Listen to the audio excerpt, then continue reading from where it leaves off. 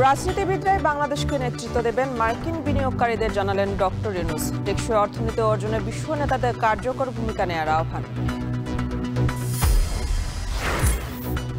নৌকা স্থগিত রেখে ১১৫টি নির্বাচনী প্রতীকের তালিকা প্রকাশ করেছে ইসি। দাঁড়িপাল্লা পুনর্বহাল নেই শাপলা প্রতীক। এলপিজির দাম কমলেও বিক্রি হচ্ছে সর্বোচ্চ ১৬০০ টাকায়। বাজার তদারকি ও পরিবেশকদের লাগাম টেনে ধরার তাগিদ। গ্যাসের দাম কমলো বলে এক ধরনের সংবাদ পরিবেশন করা হয়, যেটা স্বস্তির নিঃশ্বাস ফেলছে মানুষ। আমরা আসলে সেই স্বস্তিটা পাই না। গ্যাস কিনতে গেলে 12 কেজি সিন্ডিকেট হলো আপনার কোনো দোকানে ১৬০০ টাকা নেয়, কোনো দোকানে ১৭০০ টাকা নেয়। এনার্জি রেগুলেটরি কমিশন এবং জ্বালানি মন্ত্রণালয় এবং বিস্ফোরক পরিদপ্তর যারা ওই কোম্পানিগুলোকে লাইসেন্স দিয়েছে, সেখানে তাদেরও কিন্তু দায়িত্ব রয়েছে। এক যুগ পর হতে যাচ্ছে চট্টগ্রাম চেম্বারের নির্বাচন। লড়বেন রেকর্ড সংখ্যক প্রার্থী। ট্রেড গ্রুপ ও টাউন অ্যাসোসিয়েশন পুনর্বহাল নিয়ে বিতর্ক। এবং স্থলপথে রপ্তানি বন্ধে ধ্বংসের মুখে পাবনার ঐতিহ্যবাহী হুঁশিয়ারি শিল্প। ৭৫ কারখানায় উৎপাদন বন্ধ, অনিশ্চিত অর্ধলক্ষ কর্মীর জীবিকা।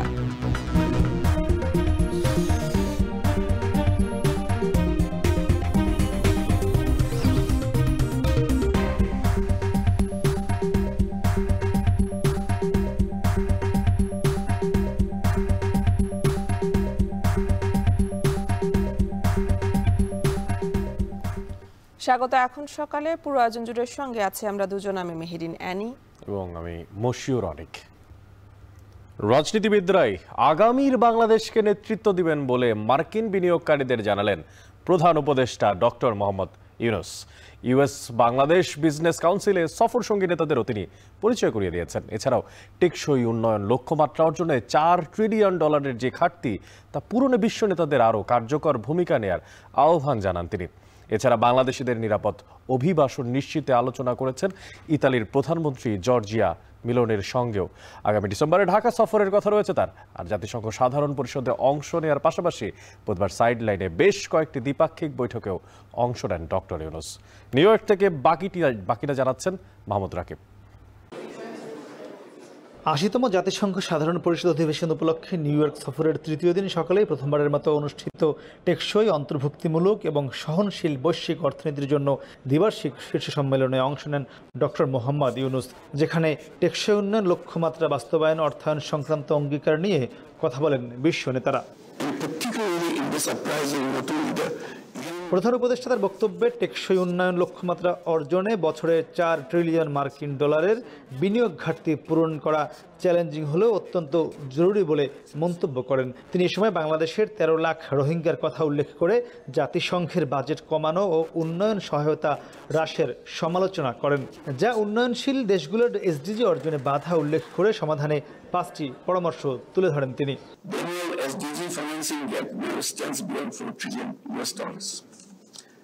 The LDCs suffered the most as extreme poverty rises with diminishing development assistance, decreasing foreign direct investment, and widening digital divide.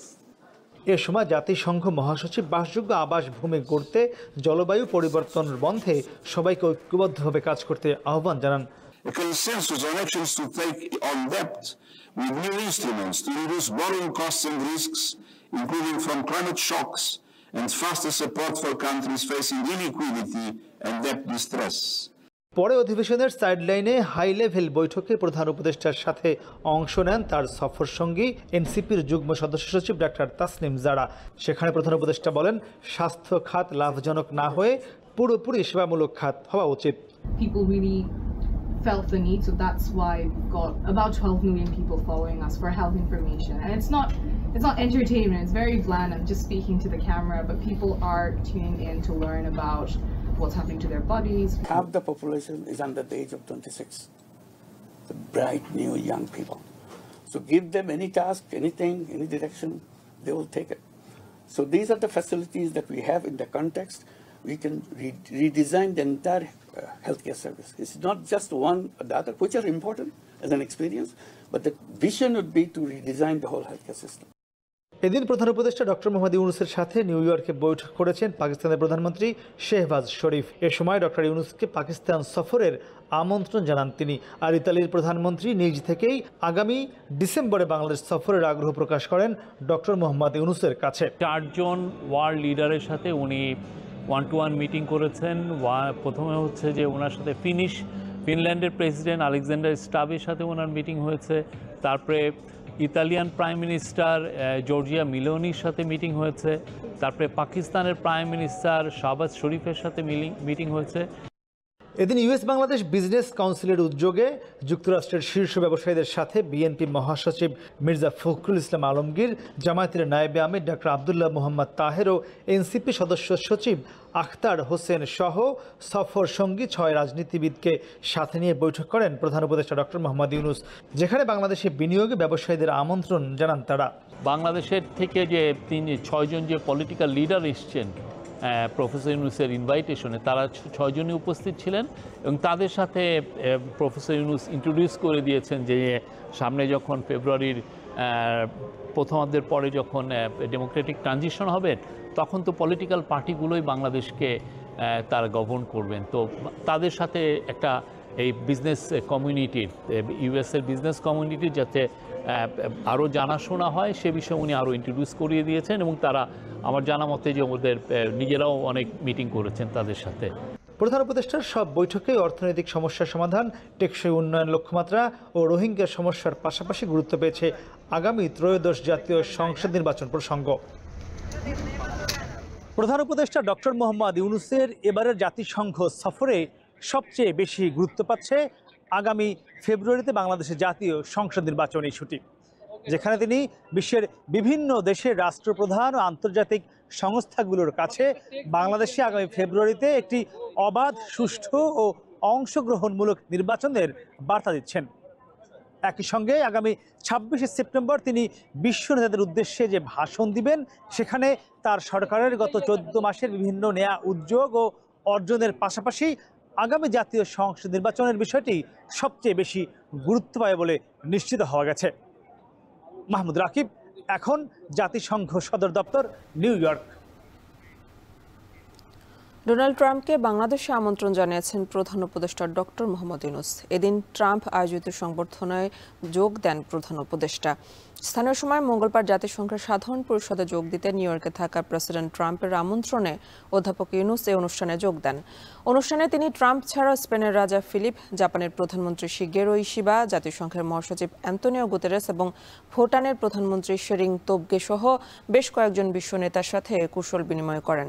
সংবর্ধনা অনুষ্ঠানে প্রধান উপদেষ্টা মার্কিন পররাষ্ট্রমন্ত্রী মার্কো রুবিও এবং দক্ষিণ ও মধ্য এশিয়া বিষয়ক মার্কিন বিশেষ দূত সার্জেও গোরের সঙ্গেও সাক্ষাৎ করেন।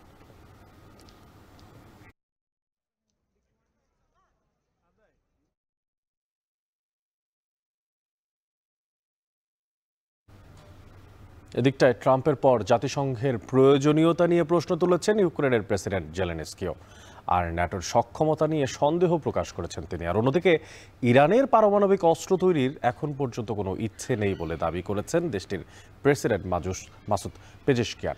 আর জাতিসংঘের দ্বিতীয় দিনের অধিবেশনের সব দেশের সরকার প্রধানই গাজায় ইসরায়েলি আগ্রাসন বন্ধের জোর দাবি জানান। বিস্তারিত তথ্যপাত্র জানাচ্ছেন তৌহিদুর রহমান।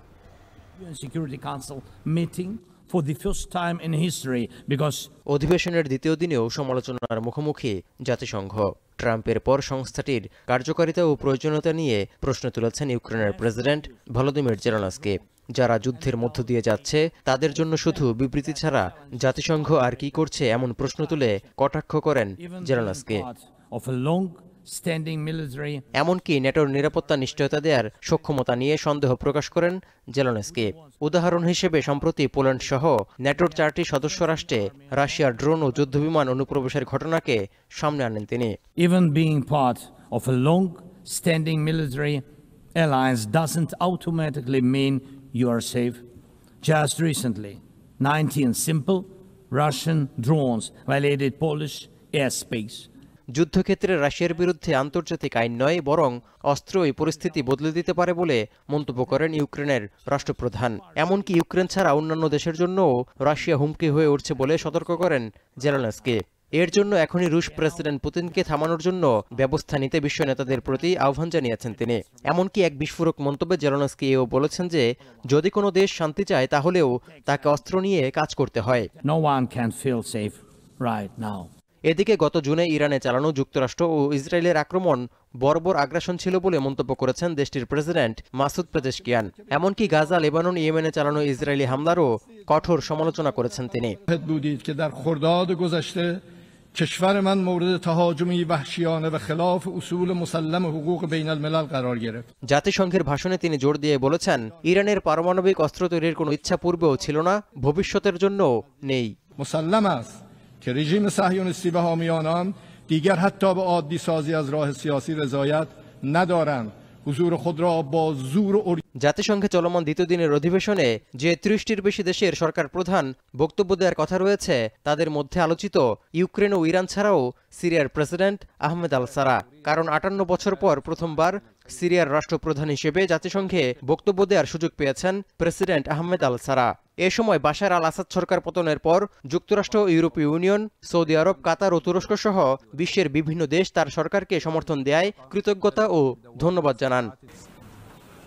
নিউ ইয়র্কের স্থানীয় সময় সকাল ৯টা থেকে শুরু হওয়া সভায় সব দেশের নেতারাই গাজায় ইসরায়েলি আগ্রাসনের তীব্র নিন্দা জানিয়েছেন। তৌহিদুর রহমান, এখন বিশ্ব।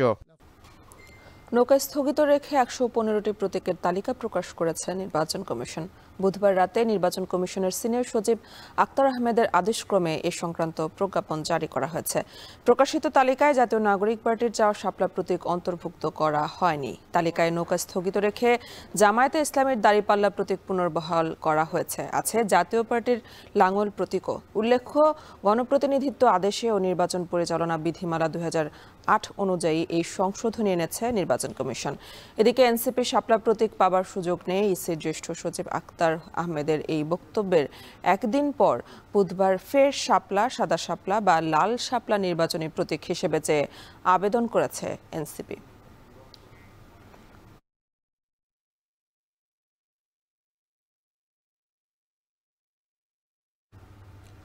প্রায় এক যুগ পর অনুষ্ঠিত হতে যাচ্ছে ঐতিহ্যবাহী আর শতবর্ষী ব্যবসায়ী সংগঠন Chattogram chamber of commerce and ইন্ডাস্ট্রির নির্বাচন।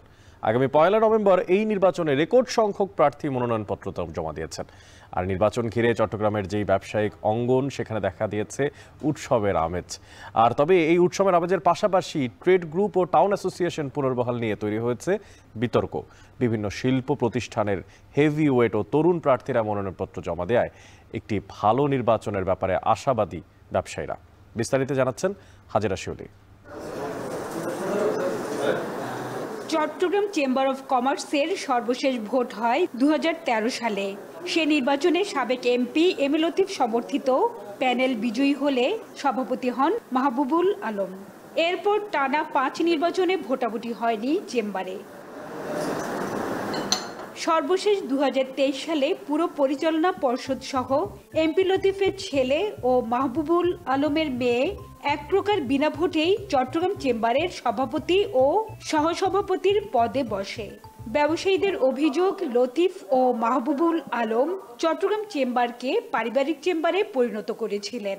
৫ই আগস্টের পর ব্যবসায়ীদের আন্দোলনের মুখে পর্ষদ ভেঙে দায়িত্ব নেয় প্রশাসন। দীর্ঘ এক যুগ পর আগামী ১ নভেম্বর হচ্ছে চট্টগ্রাম চেম্বার অফ কমার্সের নির্বাচন। ইতিমধ্যে বিভিন্ন শিল্প গ্রুপের হেভিওয়েট প্রার্থী সহ রেকর্ড ৭১ জন প্রার্থী মনোনয়নপত্র জমা দিয়েছেন। দীর্ঘদিন পরে হওয়া এই নির্বাচনকে ঘিরে ব্যবসায়ীদের মধ্যে ভোটের আমেজও দেখা দিয়েছে। ৩টি প্যানেলে ভাগ হয়ে প্রতিদ্বন্দ্বিতা করবেন প্রার্থীরা। বন্দরনগরীর বাণিজ্য, বিনিয়োগ ও কর্মসংস্থান বাড়াতে ঐক্যবদ্ধভাবে কাজ করার প্রতিশ্রুতি দিয়েছেন প্রার্থীরা। এখানে ভেদাভেদ থাকলে হবে না এবং চিটাগং চেম্বারের ব্যাপারে এটা যেন আর কোনো পেশি, কোনো রাজনৈতিক বলয় কিংবা কোনোভাবেই যেন কারো কবজায় না যায়, এটা আমাদের দেখতে হবে এবং এটা এনশিওর করতে হবে আমাদের সবাইকে। আমরা বিভিন্ন ট্রেড বোর্ড সেক্টর থেকে আমরা সম্মেলন করে আমরা প্যানেলটা দিতে চেষ্টা করতেছি। আমি চাই সবার মতামত নিয়ে এমন একটা কিছু করব যেন বাংলাদেশে ব্যবসায়ীর দিক দিয়ে বলেন অথবা লেখাপড়ার দিক দিয়ে বলেন, প্রত্যেকটা দিকে আমাদের নেক্সট জেনারেশন অনেক কিছু কন্ট্রিবিউট করতে পারে। বিভিন্ন শিল্প খাতের তরুণ ও প্রবীণদের সমন্বয়ে প্যানেল সাজাচ্ছেন প্রার্থীরা। প্রাধান্য পাচ্ছে বন্দরের বে টার্মিনাল প্রকল্প বাস্তবায়ন, মিরসরাই অর্থনৈতিক জোনের পানি সংস্থান ও মহাসড়কে ওজন বৈষম্য নিরসন সহ বিভিন্ন সংকটের সমাধান। চেম্বারকে আর পারিবারিক বা রাজনৈতিকভাবে ব্যবহারের বিরুদ্ধে প্রার্থীরা এক হলেও টাউন অ্যাসোসিয়েশন ও ট্রেড গ্রুপ থেকে 6 জন সদস্য বিনা প্রতিদ্বন্দ্বিতায় পরিচালক হওয়ার অভিযোগ করে আইনি পদক্ষেপের কথা জানান একটি প্যানেলের প্রার্থীরা। যদিও বিতর্কে না গিয়ে উৎসমুখর পরিবেশে নির্বাচনের আহ্বান বিপক্ষ প্যানেলের প্রার্থীদের। আর এখানে কোনো সমর্থন ছাড়া কিন্তু 6 জন ডিরেক্টর অটো ডিরেক্টর হয়ে যাচ্ছেন, মানে তাদের কিন্তু এরকম ভোটের প্রয়োজন হচ্ছে না। নিঃসন্দেহে এই সিস্টেমটা সমর্থনযোগ্য না, এটা ব্যবসায়ীদের স্বার্থের বিরোধী এবং এই টুলসটাকে ব্যবহার করে চেম্বারটাকে নিয়ন্ত্রণ করা যায়। আমরা সেজন্য এই সিস্টেমটাকে আমরা বিলুপ্তি চাচ্ছি। চট্টগ্রাম চেম্বারে যে আইনটা ছিল এই যে ট্রেড গ্রুপ এবং টাউন গ্রুপের, সেটা নিয়ে বিতর্ক ছিল তখন। এটা নিয়ে এখন আর নতুন করে তর্ক করতে যাই আমাদের এই উৎসবমুখরতা নষ্ট করার দরকার নেই। আমরা উৎসবমুখর পরিবেশে নির্বাচনটা সম্পন্ন করতে চাই, সবাই যাতে সৌহার্দ্যপূর্ণ, আবারও বলি বন্ধুত্বপূর্ণ মনোভাব নিয়ে ইলেকশনটা সম্পন্ন করি। তবে নির্বাচন বোর্ড জানায় বাণিজ্য মন্ত্রণালয়ের নির্দেশনা ও আপিল বোর্ডের সিদ্ধান্ত অনুযায়ী ট্রেড ও টাউন গ্রুপের সদস্যরা নির্বাচনের সুযোগ পাচ্ছেন। প্রতিদ্বন্দ্বী প্রার্থী না থাকায় তারা স্বয়ংক্রিয়ভাবে নির্বাচিত হবেন বলেও জানানো হয়। ভোটার হওয়ার জন্য যে শর্তগুলো আছে সেই শর্তগুলো পূরণ সাপেক্ষে তারা মন্ত্রণালয়ে অ্যাপ্লিকেশন করেছে এবং মন্ত্রণালয়ে তাদের যেহেতু শর্তগুলো পূরণ হয়েছে সেই প্রেক্ষিতে তাদেরকে ভোটে অংশগ্রহণের সুযোগ দেওয়ার বিষয় বলে তারা একটা চিঠি দিয়েছে মন্ত্রণালয় থেকে এবং সেই প্রেক্ষিতে আপিল বোর্ডের আপিল সাপেক্ষে তারা ভোটাধিকার ভোটে অংশগ্রহণ সুযোগ পাচ্ছে। এই নির্বাচনে ভোট দেবেন ৬,৭৮০ ব্যবসায়ী। 24 পরিচালক পদে অর্ডিনারি ক্যাটাগরিতে 12 জন, অ্যাসোসিয়েটে 6 জন, ট্রেড গ্রুপে 3 জন এবং টাউন অ্যাসোসিয়েশন থেকে 3 জন নির্বাচিত হবেন। হাজেরা শিউলি, এখন, চট্টগ্রাম। সরকার নির্ধারিত মূল্য ১,২৭০ টাকা, অথচ ভোক্তাদের গুনতে হচ্ছে সর্বোচ্চ ১৬০০ টাকা পর্যন্ত। রাজধানীর এলপিজির বাজারে চলছে এমনই তুঘলকি কাণ্ড। খুচরা দোকানিরা দায় দিচ্ছেন ডিলারদের, আর ডিলাররা দোষ দিচ্ছেন দোকানিদের ঘাড়ে। দোষারোপের খেলায় নাকাল সাধারণ মানুষ। বাজার বিশেষজ্ঞরা বলছেন মাঠ পর্যায়ে কড়াকড়ি আর পরিবেশকদের লাগাম টেনে ধরলেই থামানো যাবে সিন্ডিকেটের এই দৌরাত্ম্য। এ নিয়ে বিস্তারিত জানাবেন মেজবা লগ্ন।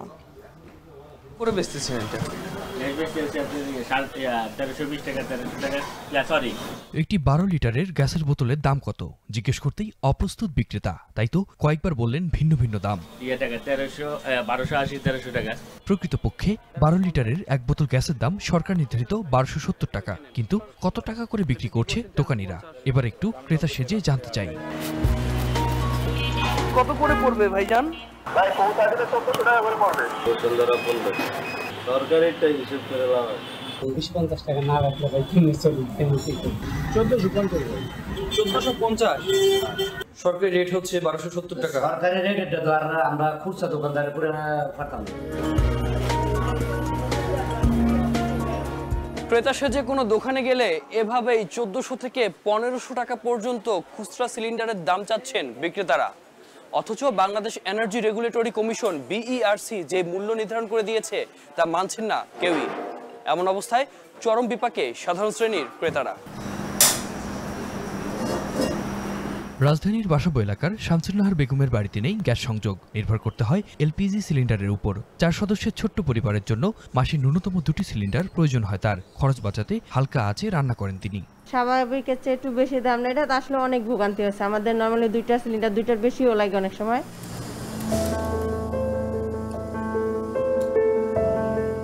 প্রকাশনা প্রতিষ্ঠানে কাজ করা দীপান্ত রায়হানের গল্প একই রকম। পরিবার ছাড়া মগবাজার রেলগেটের একটি ছোট্ট কামরায় থাকেন তিনি। সিলিন্ডারের বাড়তি মূল্যের অভিযোগ তারও। দেখা যায় সরকার হয়তো 1350 টাকা নির্ধারণ করছে, তখন আমরা 1500, 1550 বা 1600 টাকাও কিনতে হয়। বাসায় পৌঁছাতে ওরা আরও 100-150 টাকা নিয়ে ফেলে। হ্যাঁ, তো এইটা হইতেছে ধরেন যে যখনই গ্যাসের দাম কমলো বলে এক ধরনের সংবাদ পরিবেশন করা হয় যে একটা স্বস্তির নিঃশ্বাস ফেলছে মানুষ, আমরা আসলে সেই স্বস্তিটা পাই না। শামসুন্নাহার বা রায়হান নন, নগরীর অলিগলি ঘুরে দেখা গেল সিলিন্ডার ব্যবহার করা বিভিন্ন খাবারের দোকানে একই অভিযোগ। সরকার নির্ধারিত দাম মানছেন না খুচরা ব্যবসায়ীরা। আমাদের 12 কেজি গ্যাস পড়ছে আপনার 1500 টাকা, আর 36 কেজিটা হচ্ছে 4250 টাকা পড়ছে। এই যে অতিরিক্ত টাকা নিচ্ছে 1270 টাকা নির্ধারিত আছে, আপনারা বলেন না কখনো? না, আমাদেরকে বলে নাই যে 1270 টাকা নির্ধারিত করছে। গ্যাস কিনতে গেলে 12 কেজি সিন্ডিকেট হলে আপনার কোনো দোকানে 1600 টাকা নেয়, কোনো দোকানে 1700 টাকা নেয়, মানে অ্যাকুরেট রেট এখানে কোথাও পাওয়া যায় না।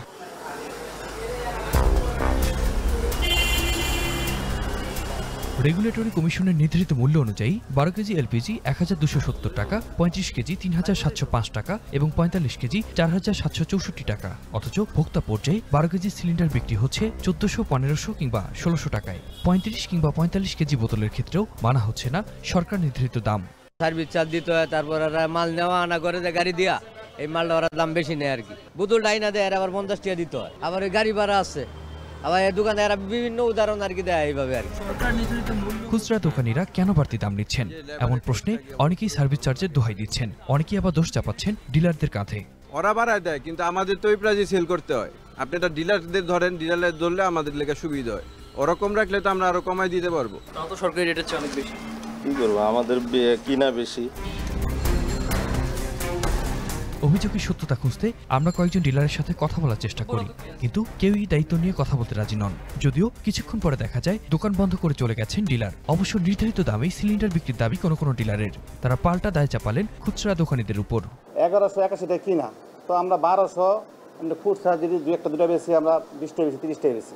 রিটেলার পর্যায়ে যারা মানে বিক্রি করতেছে কনজিউমারের কাছে, তারা এটা হচ্ছে যে বেশি দামে বিক্রি করছে, কিন্তু এখানে ডিলারদের কোনো দায় নাই, ডিলাররা ঠিক দামে বিক্রি করছে। এখানে ওই তালিকা দিবে ওদের। কনজিউমার্স অ্যাসোসিয়েশন ক্যাবের সভাপতির মতে গ্যাসের দাম নিয়ে মাঠ পর্যায়ে তদারকির যথেষ্ট অভাব রয়েছে। পাশাপাশি ডিস্ট্রিবিউটর ও ডিলারদের গাফিলতির কারণেই সিলিন্ডারের দাম নিয়ন্ত্রণ করা যাচ্ছে না বলেও মনে করেন তিনি। সরকারের মধ্যে একটা জিনিস হলো কোঅর্ডিনেশন, একটা চরম অভাব আছে। এনার্জি রেগুলেটরি কমিশন এবং জ্বালানি মন্ত্রণালয় এবং বিস্ফোরক পরিদপ্তর যারা ওই কোম্পানিগুলোকে লাইসেন্স দিয়েছে, সেটি তাদের এই রেগুলেটরি ক্ষমতা দিয়ে তাদেরকে বাধ্য করতে হবে এখান থেকে বাড়তি যে দামটা নিচ্ছে, তাহলে এটি যে শুধু ভোক্তা অধিকার যে অভিযান করেই তো এটাই সম্ভব নয়, সেখানে তাদেরও কিন্তু দায়িত্ব রয়েছে।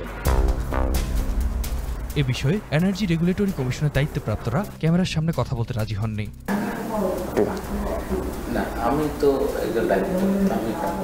আতিক মেজবালগ্ন, এখন ঢাকা। ধ্বংসের দ্বারপ্রান্তে এসে দাঁড়িয়েছে পাবনার ঐতিহ্যবাহী হোসিয়ারি শিল্প। স্থলপথে ভারতে পণ্য রপ্তানিতে নিষেধাজ্ঞা, সাথে রয়েছে কাঁচামালের মূল্য বৃদ্ধি। আর এতে করেই ঝুঁকির মধ্যে পড়েছে শিল্পটি। আর উৎপাদন বন্ধ হয়ে গেছে প্রায় 75% কারখানায়। অনিশ্চিত হয়ে পড়েছে অর্ধলক্ষ শ্রমিক আর কর্মচারীর জীবিকা। মাসুদ রানার পাঠানো তথ্য আর ছবিতে দেখবেন বিস্তারিত।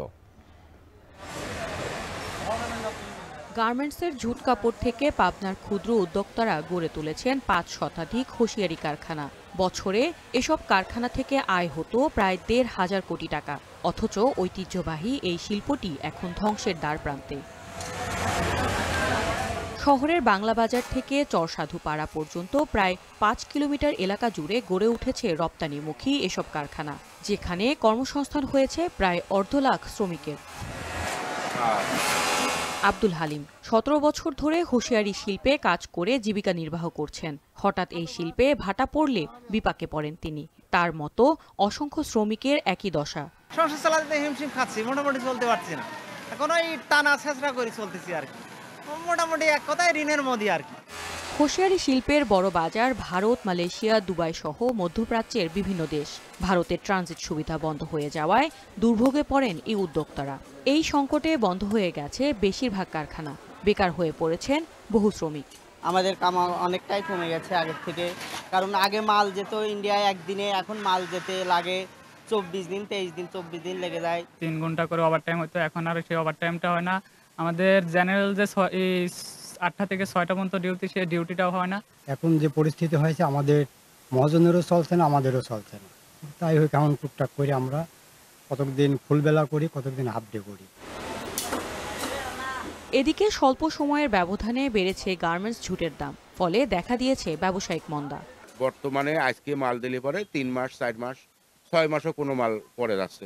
কিন্তু আমরা যদি শীতের মাল গরমে দেই, গরমের মাল শীতে দেই, কিন্তু এই ফারাকটা মনে করেন যে ইন্ডিয়ার সাথে আমাদের ব্যবসা, আবার ইন্ডিয়ার থেকে যদি আমরা কিছু কাঁচামাল আসে বা আপনার কিছু কাঁচামাল আসে সেটাও আমরা বর্তমানে আনতে পারতেছি না। টোটাল শ্রমিক প্রায় 400 মতো ছিল, বর্তমানে 100-র নিচে নামে আসছে।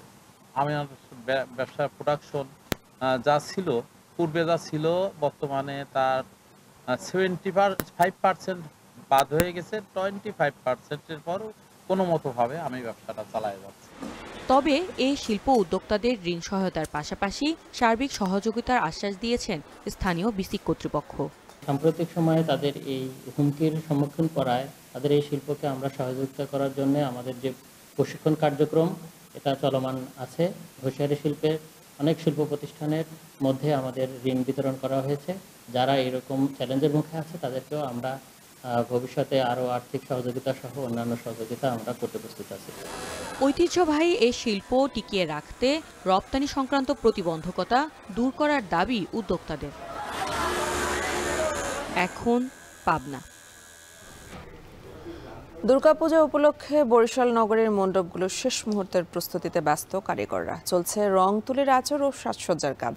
উৎসব মুখর ও শান্তিপূর্ণভাবে পূজা উদযাপনের প্রস্তুতিও চলছে সমানতালে।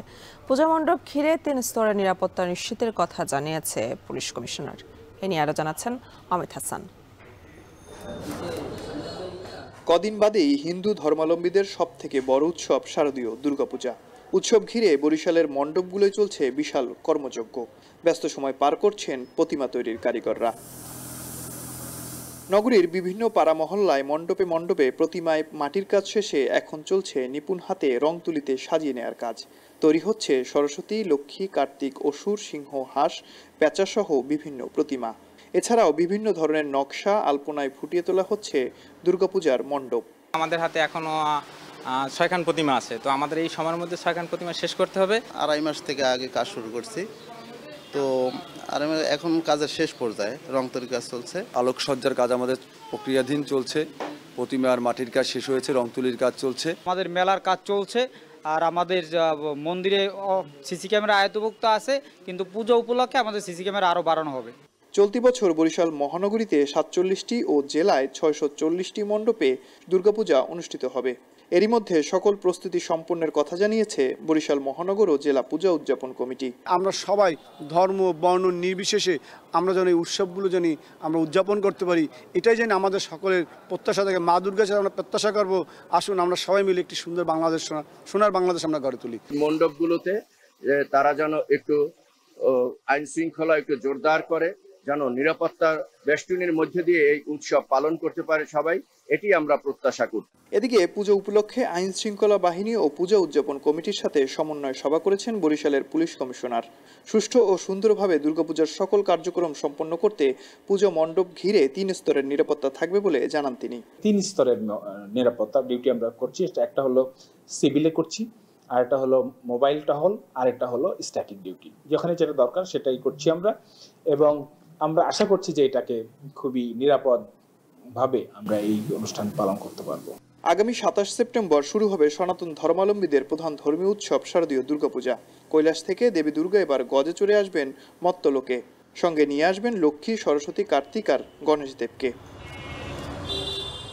অমিত হাসান, এখন, বরিশাল। এদিকে দুর্গাপূজা উপলক্ষে মাগুরার বিভিন্ন পূজা মণ্ডপে প্রতিমা রাঙিয়ে তুলতে ব্যস্ত কারিগররা। এছাড়াও চলছে পূজার প্যান্ডেল তৈরির কাজ। এ নিয়ে আরো জানাতে শহরের তাঁতিপাড়া পূজা মণ্ডপ থেকে যুক্ত হচ্ছেন বিশ্বজিৎ বাপি। বাপি, জেলায় এবার কতটি মণ্ডপে পূজা অনুষ্ঠিত হবে আর এবারের প্রস্তুতি কেমন দেখছেন?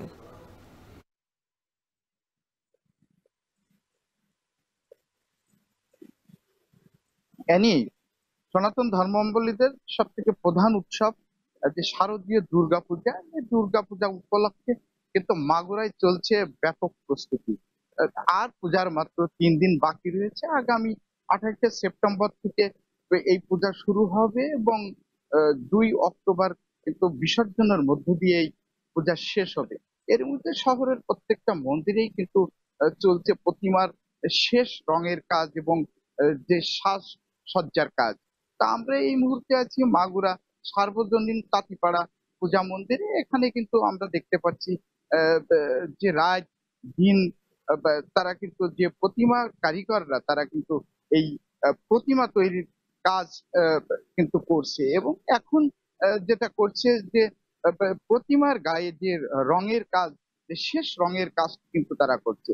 ইতিমধ্যে আমরা এখানে সকাল থেকে দেখতে পাচ্ছি যে রঙের কাজগুলো কিন্তু শেষ হয়েছে, এবং এখানে যে ডিজাইনের কাজটা এবং যে প্রতিমার যে চক্ষুদান, সেই চক্ষুদানের কাজটা কিন্তু তারা কিন্তু করছে।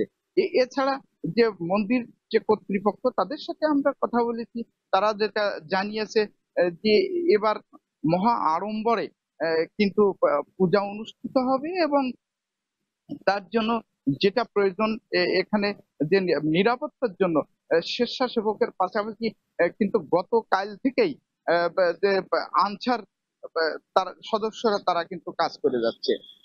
এছাড়া আমরা যে প্রশাসনের সাথে কথা বলেছি, তারা যেটা জানিয়েছে এই শারদীয় দুর্গাপূজা এবং যে নিরাপত্তার জন্য পুলিশ প্রশাসন এবং জেলা প্রশাসনের পক্ষ থেকে কিন্তু আলাদা আলাদা পূজা পরিষদের বা পূজা মণ্ডপের যে নেতৃবৃন্দর সাথে তারা কিন্তু বৈঠক করে যাচ্ছে। তো সবকিছু মিলিয়ে আমরা যেটা দেখতে পাচ্ছি যে মহা আড়ম্বরে মাগুরাতে কিন্তু এই দুর্গাপূজা অনুষ্ঠিত হবে। এবছর জেলায় 611টি পূজা মন্দিরে পূজা অনুষ্ঠিত হবে, এবং এর মধ্যে শহরে যে আড়ম্বরে পূজা অনুষ্ঠিত হবে 22টি পূজা মণ্ডপে। তাই এখন যে পূজার যে প্রস্তুতির শেষ কাজটি, যে রঙের কাজটি, বিভিন্ন রঙে যে প্রতিমাকে রাঙিয়ে তুলছে প্রতিমা শিল্পীরা, পাশাপাশি যে গেট প্যান্ডেল এর কাজরাও কিন্তু শেষ করছে। তো এইভাবে কিন্তু যে প্রতিমার কারিগররা তারা দিনরাত পরিশ্রম করছে, এবং পূজা মন্দির কর্তৃপক্ষ যে গেট প্যান্ডেল ছাড়াও অন্যান্য সাজগোজের কাজ কিন্তু তারা চালিয়ে যাচ্ছে। তো এই ছিল মাগুরা পূজা মন্দির থেকে সর্বশেষ। অ্যানি, মাগুরার পূজা মণ্ডপের প্রস্তুতি নিয়ে জানাচ্ছিলেন সহকর্মী বিশ্বজিৎ বাপি। নদীমাতৃক বাংলাদেশে মাছের রাজা ইলিশ, এবং এই যে বললাম মাছের রাজা ইলিশ, তা কিন্তু ভোলার বাজারে তাকালেও দেখা যায়, কারণ এই ভরা মৌসুমেও সেখানে ইলিশের দাম কিন্তু বেশ চড়া। চাহিদার তুলনায় সরবরাহ কম থাকায় সপ্তাহ ব্যবধানে কেজিতে 200 টাকা বেড়ে এবার ইলিশ বিক্রি হচ্ছে 2400 থেকে 2600 টাকা পর্যন্ত। আর এই নিয়ে আরও জানাতে ভোলার তুলাতলি মাছঘাট থেকে যুক্ত আছেন ইমতিয়াজুর রহমান। আমি রয়েছি ভোলার তুলাতলি মাছ ঘাটে। এই ঘাটে মেঘনা নদীতে এবং তেঁতুলিয়া নদীতে যে সকল জেলেরা জাল দিনভর দিনভর এবং রাত জাল দিনভর এবং রাতভর জাল ফেলে যে সকল মাছ আহরণ করে তাকে বিক্রি করে। তবে মৌসুমের প্রথম দিকে এবছর ভোলার জেলেদের জালে একরকম ইলিশ শূন্য ছিল বলে জেলেরা জানিয়েছে। মৌসুমের শেষ দিকে কিছু সংখ্যক ইলিশ তাদের জালে পড়তে শুরু করেছে, তাও আকারে। তারা বলছেন যে বিগত সময়ে নদীতে তারা একেবারেই ইলিশ অন্যান্য মাছের দেখা পায়নি, এতে করে সরবরাহ অনেকাংশ কমের কারণে দাম কিছুটা ঊর্ধ্বমুখী। পাশাপাশি কিন্তু কেন্দ্র করে কিন্তু একদল মৎস্য ব্যবসায়ী কিন্তু এই ভোলার মাছকে বরিশাল, ঢাকা এবং সহ দেশের বিভিন্ন প্রান্তে রপ্তানি করে থাকে, এবং ভোলার মাছের ব্যাপক চাহিদা রয়েছে। এই চাহিদার কারণে কিন্তু দাম কিছুটা ঊর্ধ্বমুখী রয়েছে, কেননা ঘাটে এসে মাছ হাঁক ডাকে এবং ডাকে বিক্রি হলে কিন্তু দূর দূরান্ত যে পাইকার রয়েছে তারা বেশি দামে মাছটা কিনে নিয়ে যায়। এতে করে সাধারণ যে সকল ক্রেতারা রয়েছে তারা এই ভোলার মাছ কিন্তু কিনতে পারে না বলে কিন্তু সাধারণ ক্রেতারা বলছে। তারা বলছেন যে সকল মাছ পাওয়া যায় তার দামও কিন্তু অনেকটাই আকাশ ছোঁয়া বলে কিন্তু তারা দাবি করছে। তবে ব্যবসায়ীদের সাথে কথা বলেছি, ব্যবসায়ী এবং জেলেরা জানিয়েছেন যে ভোলার বাজারে মাছ সরবরাহ কম থাকার দাম কিছুটা ঊর্ধ্বমুখী, এবং ভোলার এই বছর মৌসুমের প্রথম থেকে এখন পর্যন্ত ইলিশের যেরকম আধিক্য থাকার কথা ছিল এবং আধিক্য নেই। অপরদিকে আগামী 4 অক্টোবর থেকে আগ মুহূর্তে ভোলার নদীতে যে ইলিশের ধরা পড়েছে তাও আকারে অনেকটাই কম, এই কারণে সরবরাহ কম রয়েছে এবং দামও কিছুটা বেশি। এই ছিল আমার কাছে ইলিশের দরদামের সর্বোচ্চ। ভোলা থেকে ইলিশের সবশেষ দরদাম জানাচ্ছিল ইমতিয়াজুর রহমান। বৈদ্যুতিক মিটার চুরির পর রেখে যাওয়া হচ্ছে মোবাইল নম্বর, সেই নম্বরে যোগাযোগ করলে দাবি করা হচ্ছে টাকা। মোবাইলের মাধ্যমে টাকা পাঠালে ফেরত দিচ্ছে চুরি যাওয়া মিটার। এমন অভিনব কায়দায় টাকা হাতিয়ে নিচ্ছে একটি চক্র। শুধু চুয়াডাঙ্গার কয়েকটি এলাকা থেকে প্রায় অর্ধশত 3-ফেজ বৈদ্যুতিক মিটার চুরির ঘটনা ঘটেছে। এ ঘটনায় পল্লী বিদ্যুৎ সমিতিতে অভিযোগ জমা পড়েছে, থানায় জিডিও হয়েছে। তবুও এখনও ধরাছোঁয়ার বাইরে অপরাধীরা। চুয়াডাঙ্গা থেকে অনেক চক্রবর্তী তথ্য ছবিতে বিস্তারিত। গেল সপ্তাহে কয়েক রাতের ব্যবধানে চুয়াডাঙ্গার হাতিকাটা, আলুকদিয়া, ভালাইপুর ও গোকুলখালী এলাকা থেকে প্রায় অর্ধশত 3-ফেজ বৈদ্যুতিক মিটার চুরি হয়েছে। বৈদ্যুতিক খুঁটি থেকে মিটার চুরির পর সেখানে ঝুলিয়ে দেওয়া হচ্ছে মোবাইল নম্বর। সেই নম্বরে যোগাযোগ করা হলে চাওয়া হচ্ছে টাকা। টাকা দিলে ঘণ্টাখানেকের ভিতরেই মিলছে চুরি যাওয়া মিটার। 5,000 থেকে 15,000 টাকা পর্যন্ত হাতিয়ে নিয়ে চুরির মিটার ফেরত দিচ্ছে চোর চক্রের সদস্যরা। অনেক ভুক্তভোগী মোবাইল ব্যাংকিংয়ের মাধ্যমে টাকা দিয়ে ফিরে পেয়েছেন নিজের চুরি হওয়া মিটার। অনেকে আবার টাকা দিয়ে রয়েছেন অপেক্ষায়। কাগজের নাম্বারটাই ফোন দিই, তখন চোর বলে যে আপনার এখানে সিরিয়াল নাম্বার কত আছে। আমি বলি 23, বলছে আপনার মিটারটা আমরা ফেরত দেবো, 12,000 টাকা পাঠান। মিটারের ওই গায়ে পলিথিন লিখে এই সিরিয়াল নাম্বারটা দিয়ে যাচ্ছে, দিয়ে সিরিয়াল নাম্বারে যোগাযোগ করলে বিকাশে কারোর 15,000, কারোর 10,000, কারোর 20,000 টাকা পাঠাতে বলছে। অবাক কাণ্ড, একই নাম্বার থেকে এখনও বিভিন্ন ব্যবসায়ীর কাছে মিটার ফিরিয়ে দেওয়ার জন্য ফোন করছেন চোর চক্রের সক্রিয় সদস্যরা। আশ্বাস দিচ্ছেন টাকা দিলেই নির্দিষ্ট স্থানে পৌঁছে যাবে মিটার। 17 নাম্বারওয়ালা টাকা দিছে, 17 নাম্বারওয়ালাকে মাল দিয়ে দিছি। তো দেন তাহলে মাল দেরি করি, মাল জায়গা মতো রেখে আসি, টাকা 10,000 সাথে বলে দেবো। চুরির পর প্রকাশ্যে এভাবে টাকা হাতিয়ে নেওয়ার ঘটনা ঘটলেও মেলেনি সমাধান, বরং দিনে দিনে এলাকায় চুরির আতঙ্ক বাড়ছেই। অনেকেই রাত জেগে দিচ্ছেন মিটার পাহারা। সমাধান না পাওয়ায় ক্ষোভ প্রকাশ করছেন স্থানীয়রা। এবার বিদ্যুৎ অফিসে নেওয়ার পরে সে তো ফের হুমকি দিচ্ছে, ফের মিটার খুলে নিয়ে আমার টাকা দিলি না, এই তো আমার সারা রাত মানে ঘুম নেই, মিটার পাহারা দিয়ে যাচ্ছে। ভুক্তভোগীগুলো আছে সবাই মিলে থানাতে অভিযোগ করছি। পুলিশ প্রশাসন চাইলে কিন্তু 24 ঘন্টার ভিতরে আমাদের মিটারগুলো উদ্ধার করতে পারে। প্রশাসন এই বিষয়ে কোনো পদক্ষেপ নিচ্ছে না। সংশ্লিষ্টরা বলছেন গ্রাহকদের জিম্মি করে মুক্তিপণ আদায়ের মতো অভিনব প্রতারণায় নেমেছে একটি সুনির্দিষ্ট চক্র। ফেরত দিলেও আমরা মিটারটা ব্যবহার করতে পারি না। এটা বাংলাদেশ পল্লী বিদ্যুৎ বোর্ডে কিন্তু ওয়ার্কশপ থেকে সিল করে আনতে হয়। আমরা সিল করার আগে মিটার টেস্ট হবে বাংলাদেশ পল্লী বিদ্যুৎ বোর্ডের ওয়ার্কশপে। যদি টেস্টে ভালো হয় আমরা মিটার ব্যবহার করতে পারবো, অন্যথায় আমরা নতুন মিটার দিয়ে গ্রাহকদের রিকানেকশন দিই। সেই ক্ষেত্রে প্রথমবার চুরি হিসেবে 50% মূল্য পরিশোধ করতে হবে। মিটার চুরির সাথে জড়িতদের ধরতে একাধিক টিম মাঠে কাজ করছে জানায় পুলিশ। এটা নিবিড়ভাবে তদন্ত করছি, শুধু থানা পুলিশ না, আমাদের সিসিআইসি, বিবি, আমরা সবাই এই বিষয়টা নিয়ে তদন্ত করছি এবং অচিরেই একটা রেজাল্ট পাওয়া যাবে বলে আমি মনে করছি। চুয়াডাঙ্গা ছাড়াও আশপাশের জেলা কুষ্টিয়া, মেহেরপুর ও ঝিনাইদহ এলাকাতেও ঘটছে এমন চুরির ঘটনা। এখন চুয়াডাঙ্গা। জলবায়ু পরিবর্তনের কারণে এই শতাব্দীতে প্রলয়ঙ্কারী হ্যারিকেন হওয়ার সংখ্যা আগের সময়ের চেয়ে 10% বাড়তে পারে, এমন উদ্বেগের কথা জানিয়েছে যুক্তরাষ্ট্রের জাতীয় মহাসাগরীয় ও বায়ুমণ্ডলীয় প্রশাসন বিভাগ। এছাড়া পৃথিবীর যে গড় তাপমাত্রা তা বাড়ায় হ্যারিকেনের শক্তি আর গতি দুটোই বেড়েছে বলেও প্রতিবেদনে জানিয়েছে সংস্থাটি। এদিকে গ্রিনহাউস গ্যাসের কম নিঃসরণের জন্য জীবাশ্ম জ্বালানির পরিবর্তে নবায়নযোগ্য শক্তির ব্যবহার বাড়ানোর কথা বলছে গ্রান্থাম ইনস্টিটিউটের পরিচালক। বিস্তারিত জানাচ্ছেন অর্ণব প্রসাদ। বর্তমান সময়ে বিশ্ববাসীর কাছে মাথা ব্যথার কারণ হয়ে দাঁড়িয়েছে জলবায়ু পরিবর্তন। এর প্রভাবে প্রকৃতির স্বাভাবিক ধারায় আসছে পরিবর্তন। খরা, অসময়ে বৃষ্টিপাত, অতি বন্যা, ঘূর্ণিঝড়, টাইফুন ও হ্যারিকেনের মতো প্রলয়ঙ্কারী দুর্যোগগুলো আঘাত হানছে বছর জুড়ে, আর এর মাত্রাও দিন দিন ভয়াবহ আকার ধারণ করছে। জলবায়ু পরিবর্তনের কারণে পৃথিবীর গড় তাপমাত্রা 1.1 ডিগ্রি সেলসিয়াস বেড়েছে।